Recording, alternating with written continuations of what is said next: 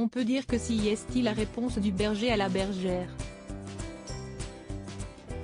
Ce dimanche 19 mars, invitée sur le plateau du journaliste de CNN Chris Wallace, l'actrice Eva Longoria est revenue sur une partie de sa carrière méconnue et qu'elle admet un peu honteuse selon elle, sa participation entre 2001 et 2003 au soap-opéra Les Feux de l'amour.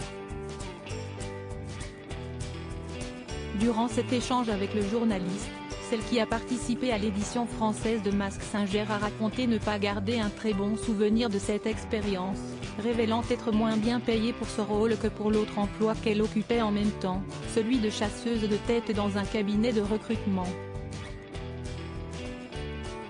De plus, l'actrice cachait le fait qu'elle jouait dans Les Feux de l'amour pour éviter que ses clients pensent que leurs affaires étaient tenues par une actrice débile de feuilleton.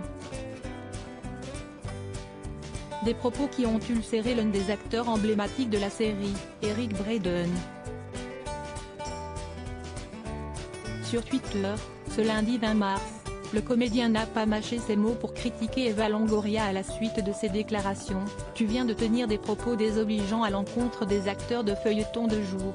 Tu n'étais tout simplement pas assez bonne pour survivre à la pression de ce médium.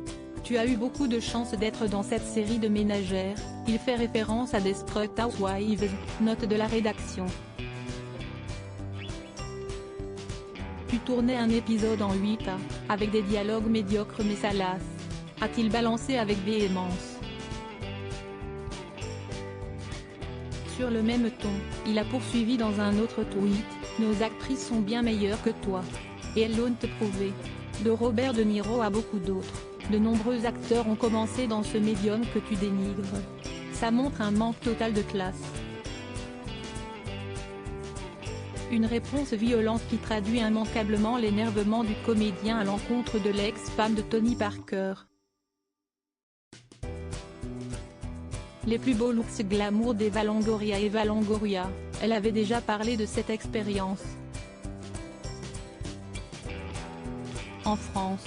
Si lors de cette interview, les fans américains de l'actrice ont redécouvert cette information, les fans françaises eux étaient déjà au courant des apparitions d'Eva Longoria au sein du feuilleton et pour cause.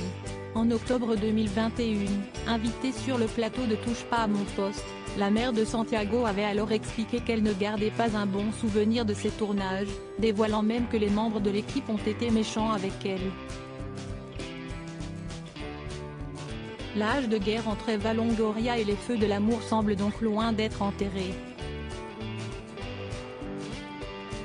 Crédit photo, Backgrid USA.